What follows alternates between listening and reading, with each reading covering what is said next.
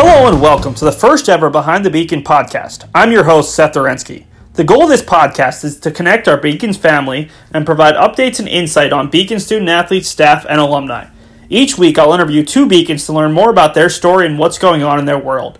I'll also take some time to provide any updates we have about UMass Boston and UMass Boston athletics this fall, and provide more information about some of the events that we are posting about in our On This Date series on social media.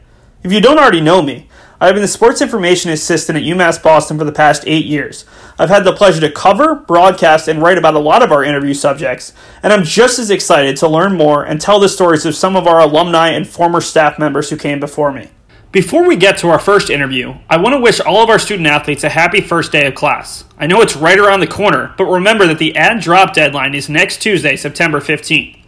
If you haven't registered already, UMass Boston Athletics is hosting a State of the Beacons webinar tomorrow, Wednesday, September 9th at 7:30 p.m.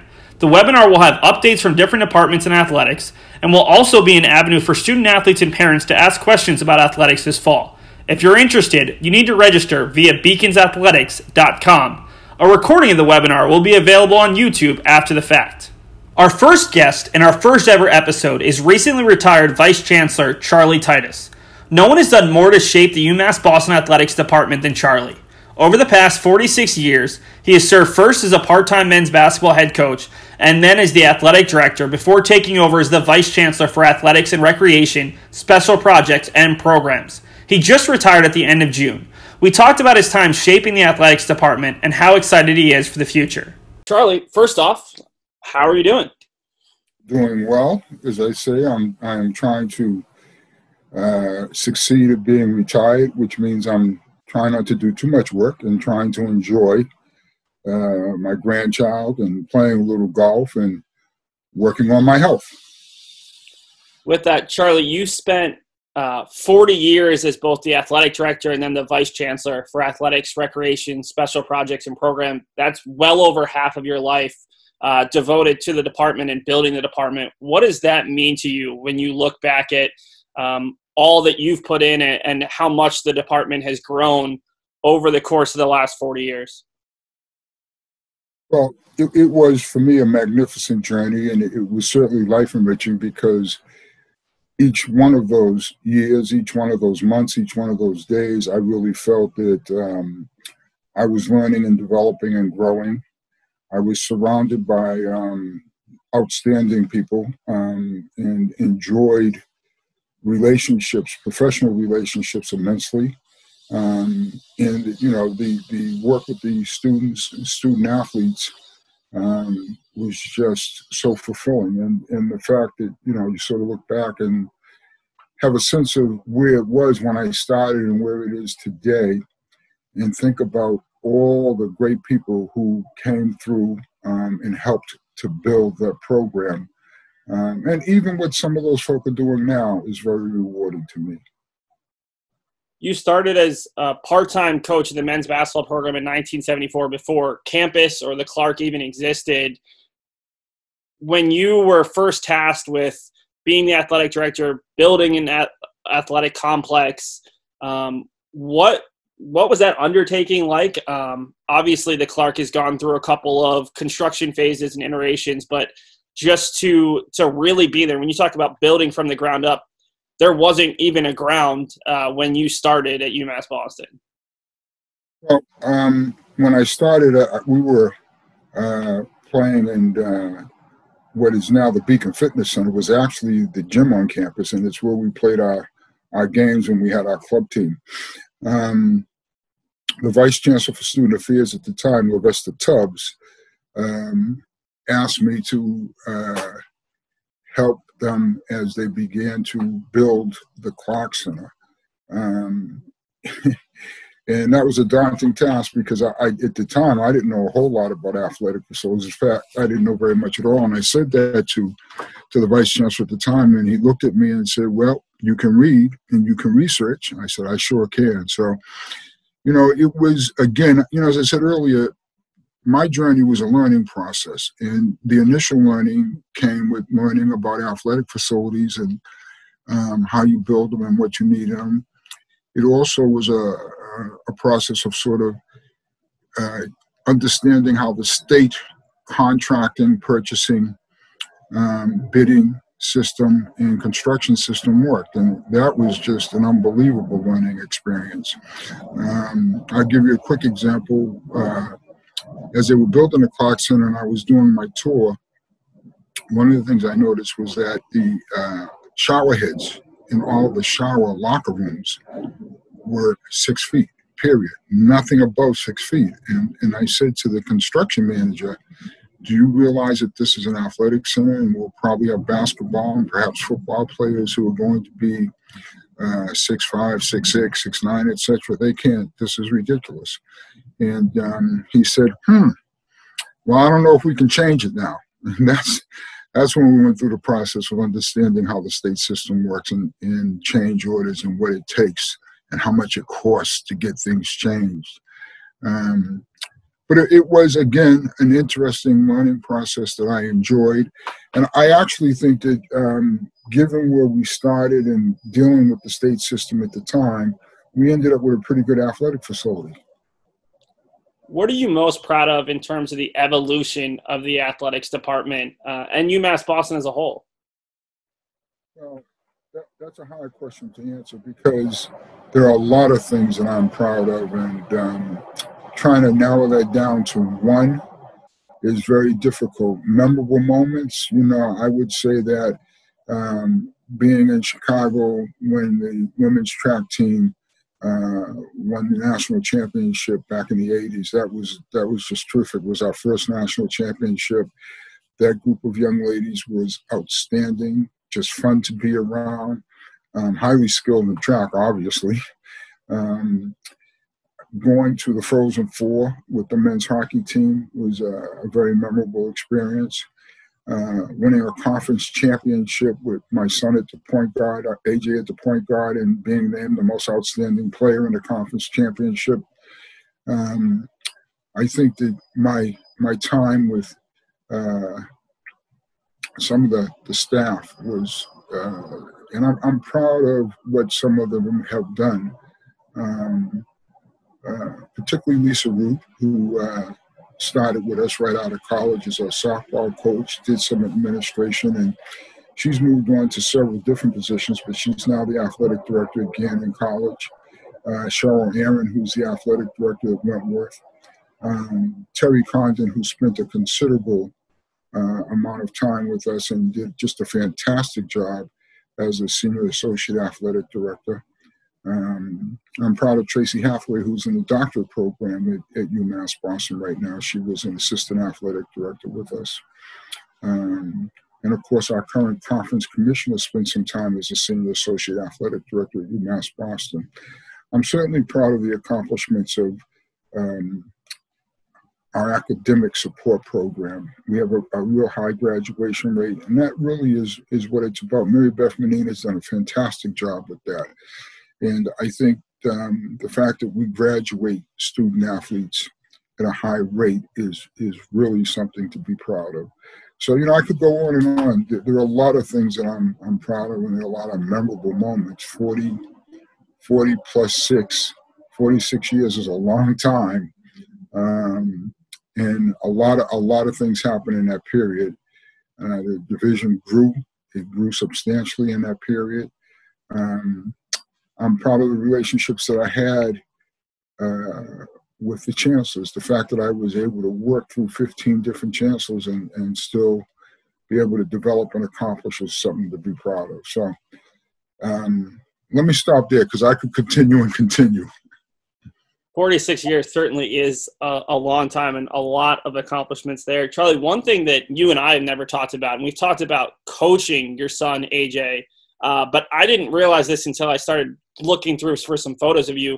AJ joined the coaching staff at one point. What was that like to have your son literally by your side in a different role where maybe he was giving you some of his insight and also just getting a chance to spend some more time with your son while working on a program that you spent 40 years building not just the athletics department, but the basketball team specifically?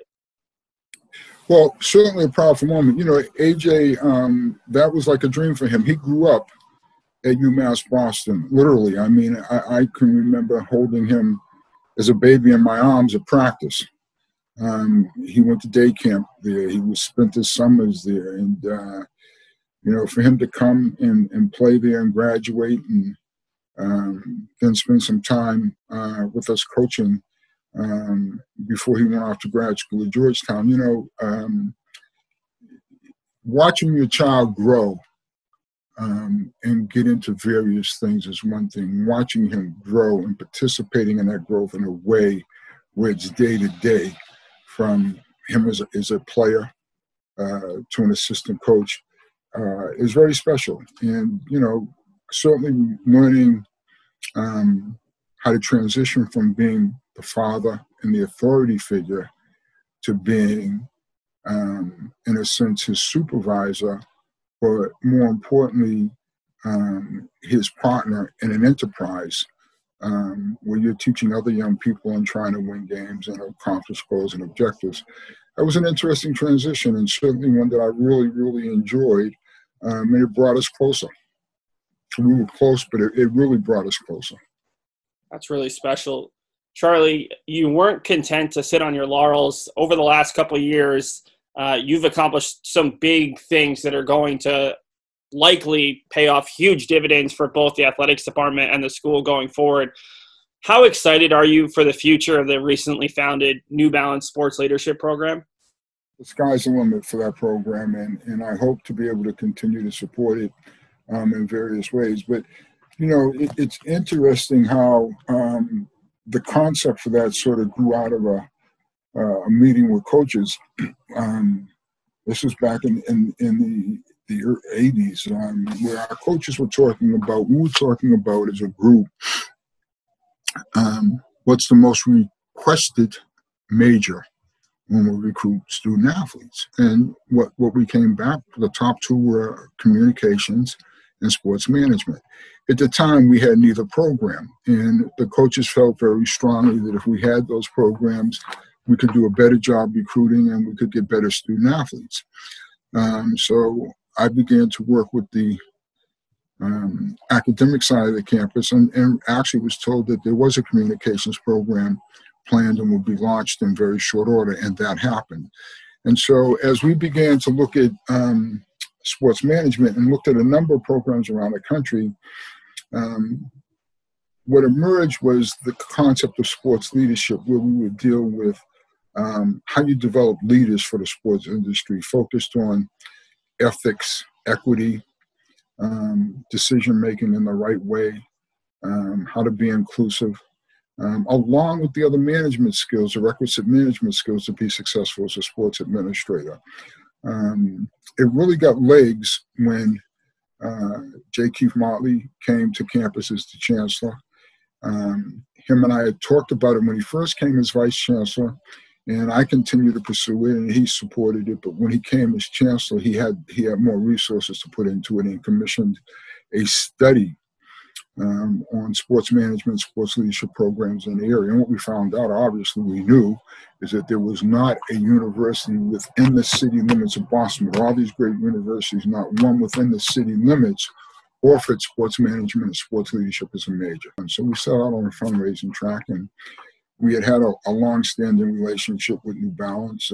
Chancellor Motley did independently, and I had a different independent relationship with them, and that all came together, and we were able to meet with the New Balance people, specifically the owner of New Balance, Jim Davis, and they decided that they thought it was a great concept, particularly where there was a big need for diversity in the sports industry. And of course, UMass Boston is one of the most diverse campuses in the country, and certainly the most diverse in New England. So that said to them that having the program there would give us an opportunity to not only produce great leaders, but produce leaders of various ethnic backgrounds. I think with the growth of the sports industry and with the direction it's headed now, and that is for continued growth, I think that program is just is going to be. I hope my hope and my vision is that it become known as the best academic program in this country for producing leaders in the sports industry. with Dr. Joseph Cooper at the helm, I think he's the right person to sort of guide it and get it to fulfill the vision that we had originally. So I'm excited about its future. I think it has a very bright future, and I do think that it is it's groundbreaking, and it will continue to be groundbreaking. The partnership now is between the School of Education and the athletics department. It has an extremely strong advisory board. Charlie, with that program, UMass Boston founded the Paula Titus Scholarship Fund, named after your wife, for high school graduates of Boston Public Schools, Chelsea High School, or Taunton High School who are enrolled in the program, to make sure that it's financially viable for them and they're not going to absorb debt. What does that scholarship fund mean to you? I know that project was so special to you, and your wife was such a key member of the athletics department, both with the men's basketball players, but also I'm sure she had did a lot of work behind the scenes that maybe people don't realize over your 46 years with the UMass Boston Athletics Department. Legacy will continue, and the things that she cared most about was students and helping students. I mean, that was really her thing. And she was very happy when our children, both Sarah and AJ, decided to attend UMass Boston because she had put so much love into that campus over the years. Part of our vision was that our students would be of high quality, and as long as they maintained that quality, that we would be able to support them through their college career, their undergraduate career, and they could leave school without debt. And that's still a goal. Now, the Paula Titus Scholarship Fund is still a work in progress. We've established it. It has substantial dollars in it, but we need a lot more. And once we get away from COVID, we'll really get aggressive about some more fundraising for the Paula Titus Scholarship Fund. Because again, quality students, we want to be able to go through without worrying about finances. And then when they leave, to really be able to get started with their lives and their career without worrying about student debt. Paula would be very pleased, no question about it. She would be ecstatic. Her modesty would say, don't do that. You don't need to name it after me, but certainly she would be very pleased with the goals and objectives. Charlie, my final question is, who was your favorite athlete to coach over your 40 years as men's basketball? Oh, no. Won't answer that. And I know, all right, if you won't go there, I'll ask you a different question because I want to hear, I think some of these answers will be interesting. Who was your favorite athlete to watch? It doesn't have to be a men's basketball player. Obviously, you saw all of the great ones that have come through UMass Boston thus far. Was there one athlete where maybe you just really enjoyed watching them either because of their skill on the floor or because of the person that they were that you got to know? Okay, so I'm going to do this without naming names and see how that works. We had a women's track athlete recently who was by far the best in Division III. And obviously she left after 2 years, and she had to. She went to a Division I school, and she did very well, and now she's running professionally. I watched her the other night. I think she was in, where were they, in Australia or Portugal somewhere. I was watching the track meet. And she's doing very well. But watching her run was such a treat. She was just so good, and it almost looked effortless the way she ran. And, I was excited to see, after watching her dominate at Division III, I was very excited to see how she would do at Division I. Confident she would do well, but she exceeded my wildest dreams, and she's still doing very well. So she would be one. We had a soccer player back in the 80s who was a magician with the ball. Wow, was he fun to watch. And I tried not to miss any of his games, even with the administrative workload that I had. I did my best to make every single one of the soccer games, as I try and get to as many of the games as I possibly can with all the teams. We've had some outstanding hockey players. And, hockey was a sport that I only watched a couple of times before I got to UMass. I watched when the Bruins had their heyday with Bobby Orr and that crew. When I was in college, I watched a little bit because University of Vermont had some really good hockey teams, and it was a social happening up there. But I really got into it when I got to UMass Boston, and our first hockey squad won a national title. And Joe Mallon coached that team, and boy, that whole group was just a lot of fun to be around, a lot of fun to watch. We had a football quarterback who he became an All-American in Division III, and he had an All-American in with him. Those two guys, when they hooked up playing together, man, were they a blast to watch. In terms of the basketball, I really, really enjoyed. We had a point guard back in '84 who actually got drafted by the Celtics, and he was short, but he could play, and he was a magnificent player. And I actually went to training camp with him, and Red Auerbach sat there and said to me, "I don't know what's going to happen, whether we'll keep him or not, but I tell you what, if he was 6'6", he'd be a 13-year NBA player." He was that good.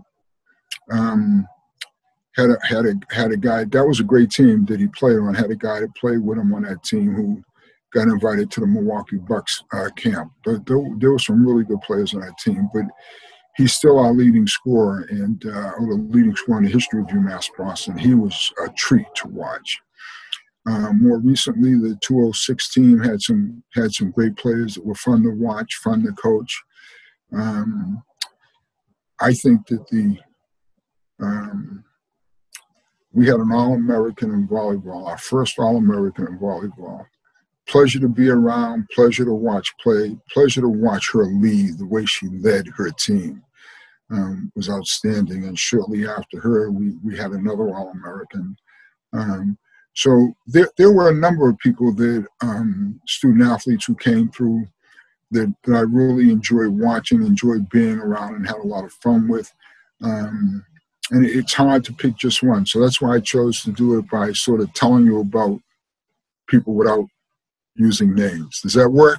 That totally works. I certainly was able to identify a few of them. We might even have one on our podcast later on in the fall. But obviously, it's not easy to choose when you've seen as many great athletes as you have. Charlie, it was a real pleasure. Thanks so much for joining the podcast. Appreciate it. Thanks for having me. That was our interview with longtime Vice Chancellor for Athletics, Charlie Titus. I'll have more from Charlie later this week, as he also sat down for an interview about diversity in athletics and the current social justice movement going on in America and in athletics. Before we get to our next interview, we'd like to dig a little deeper on one of the On This Date posts from the past 2 weeks. On September 1st, 2013, men's soccer coach Jake Beverland earned his first ever head coaching win with a 3-1 victory over Newberry College. Beverland, who came to the Beacons from Bunker Hill Community College, has proven to be one of the top coaches in program history. In just 7 seasons, Beverland has posted a program best .675 winning percentage and sits second overall with his 89 victories. Jake led the Beacons to the program's first 3 Little East Conference tournament championships and trips to the NCAA tournament. The men's soccer team has won at least 9 games in all 7 of his seasons, and we're set up for a tremendous 2020 campaign. We can't wait to see the men's soccer team back on campus. Now let's turn to our second guest. Nick Herzog was a senior captain on the 2019 baseball team that went to the College World Series. He put together a career year en route to being named the Division III National Position Player of the Year. After the season wrapped up, Nick started his professional career playing with the Santa Fe Fuego of the Pecos League and the Gary South Shore Railcats of the American Association in 2019. We are going to pick up Nick's interview midway through as he talks about the impact of the coronavirus on his efforts to resume his professional playing career this summer. So the Railcat season ends. Unfortunately, you don't make the playoffs because that would have given you a chance to play a few more games. You're in Indiana. What's next? How did you figure out a plan for those next 9 months? Yeah, so the conversation I had with the skipper, when I left Indiana was kind of like, they're still interested. They may want to see me next year. They may not want to see me next year. They never know how things pan out because if a bunch of, minor league guys or minor league guy that they like gets released, they're going to bring him in a heartbeat. So I knew there was always a possibility of maybe I go back there. So as, you know, kind of the off season's progressing, in my head, I'm like, look, I know I'm good. I know I can play. I'm just going to go full out train. You know, I've never done this before where I'm only focusing on baseball. So I'm like, you know what, let me see how good I can get strictly focusing on baseball. And that was kind of like the mindset for quite a long time. And then I was like, you know what, I have time. I'm getting a little bored just training all the time. And I reached out to Coach Eigerbrodt about just like volunteer assistant coaching at UMass.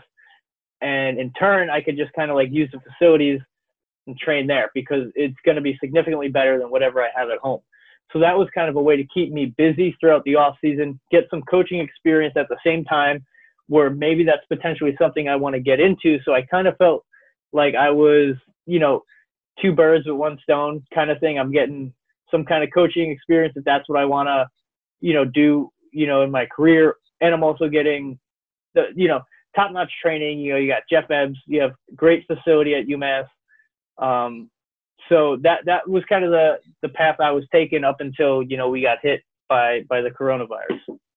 You bring up the coronavirus. Not only does it end the UMass Boston season 4 games in, but it significantly reduced the amount of options you had to play professional baseball this year. You look at so many baseball leagues, whether it be collegiate or independent or affiliate, all of those just closing, or a lot of teams not playing this year. What were the conversations you were having with teams prior to coronavirus, and then kind of how did you see your options kind of dwindle or change as the impact of the coronavirus kind of became a little bit more evident?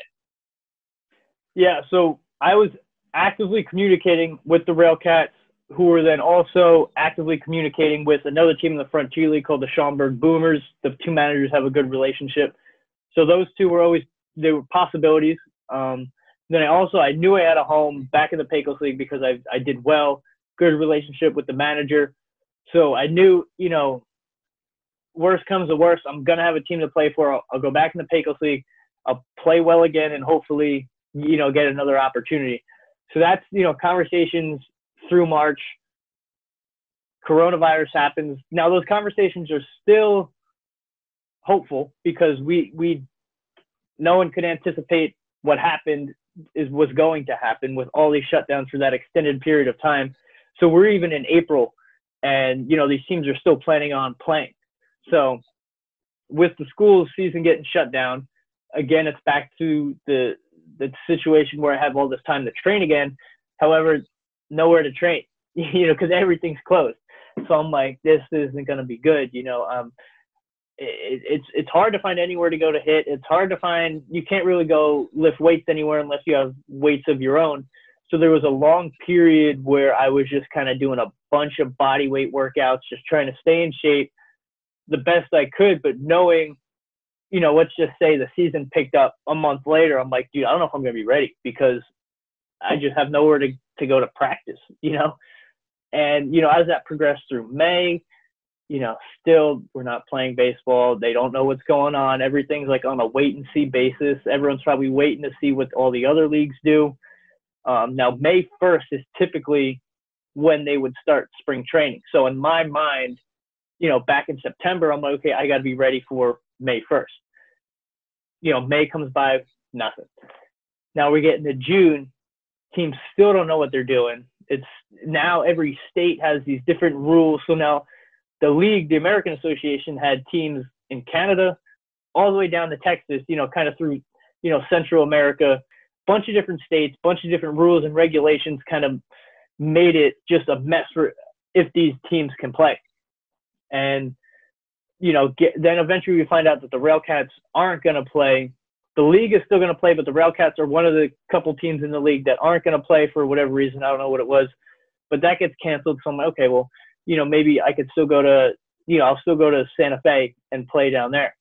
And then that kind of gets all messy because now typically what the players would do is they would stay with a host family, and it makes things very affordable for you because you're not paying for housing.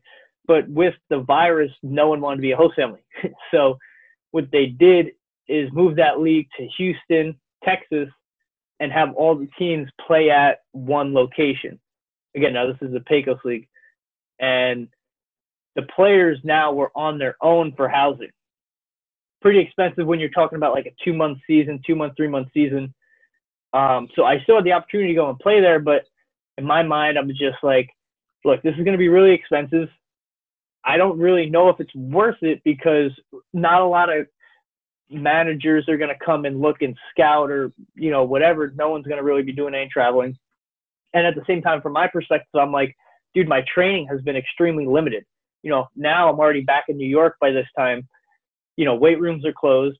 There's absolutely nowhere to go and do any kind of baseball stuff. So I'm like, maybe I'll go down to Houston because, at the time in Houston, everything's open. New York, everything's closed. If I go down there and play, I'm not really ready.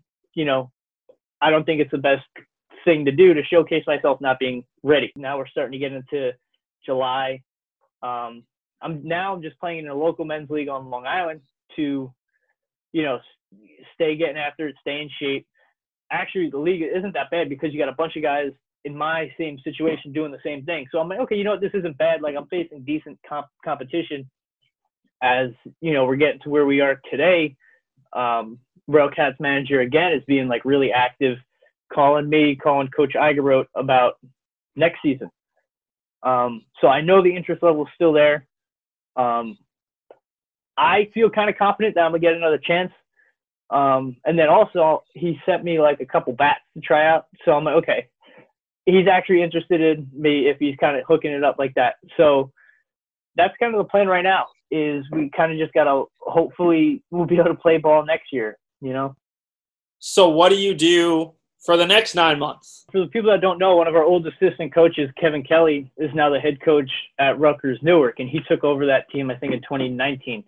So I was in contact with him, and they have what they call a graduate assistant position for being an assistant coach. And in return, they'll pay for your degree, they'll pay for your housing and stuff like that.